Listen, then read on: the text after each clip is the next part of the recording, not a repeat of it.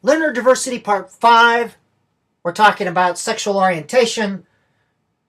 I'll show you some things that aren't always very pleasant to talk about, to think about, but they are important to look at nonetheless. First of all, in a democratic society, every person, not just the majority, deserves to be treated with dignity and respect, to be protected from violations of their human rights, and to be free from discrimination, harassment, and violence. Not just the minority, not just one group, but every person in a democratic society. If you want to live in a theocracy or some other type of society, that is not the case. Now, if you are teaching in a public school, being gay is no more of a moral issue than having red hair. In a public school, everyone pays the taxes. That's why you cannot discriminate. If you have other views, do it in a private setting or teach in a private school. In the privacy of your own home, you can have all the crazy views you want to.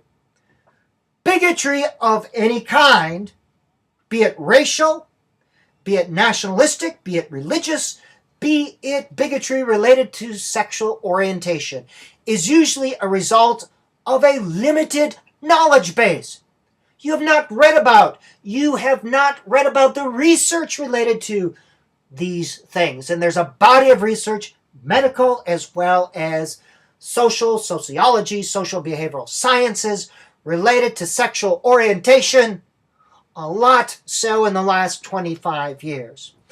Bigotry, and that's what it is also a result of not being exposed to the population. Bigotry of any kind, of not having meaningful interactions.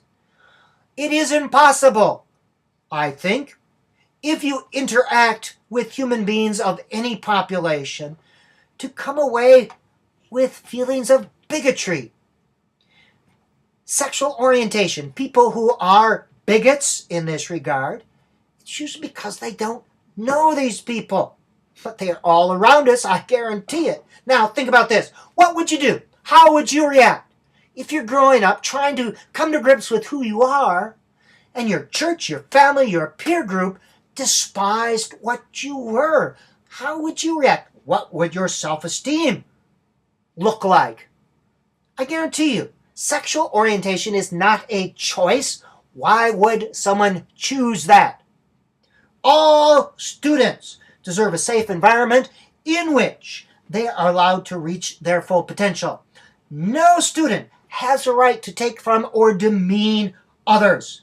Nobody has the right to thwart the educational experience of others. This includes other students as well as teachers. Conservative estimate, students who are gay, lesbian, bisexual, or transsexual, over 3 million. Identity issues related to sexual orientation start about 5th grade, coming to grips with who and what you are. Now, these are some of the things that students who are gay and lesbian fear. Being rejected or ostracized by their family and peer group, harassment based on who they are, teachers who make judgments about them, who are not able to see beyond the category. Students who are gay and lesbian are more likely to display signs of depression, more likely to attempt suicide, or to have abuses of drug and alcohol. Some facts related to sexual orientation. This is my source. I'm going to simply go through the slides. If you want to read them more carefully, pause the video and read it fully.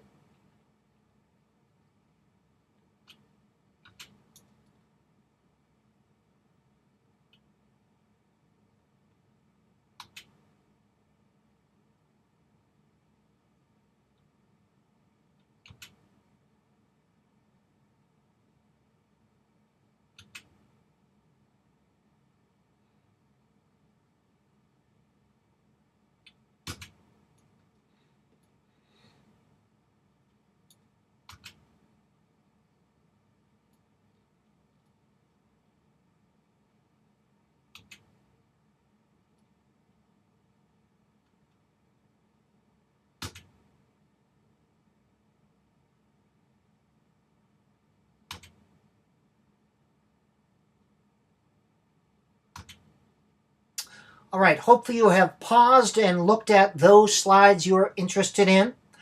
Our educational response.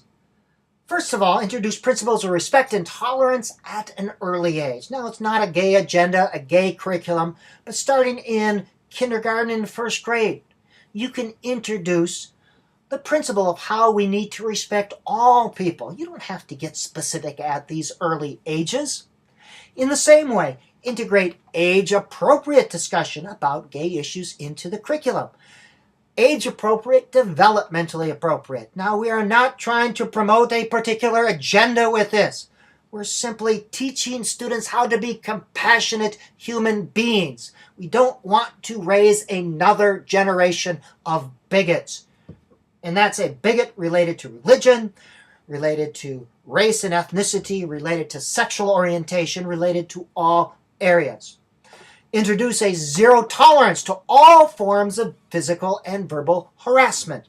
You can be anti-discrimination or you can be non-discriminatory. To be non-discriminatory is simply to not do it. To be anti-something is when you encounter it to say no, to jump in, to say we do not tolerate that. We do not engage in that in our classroom or our school.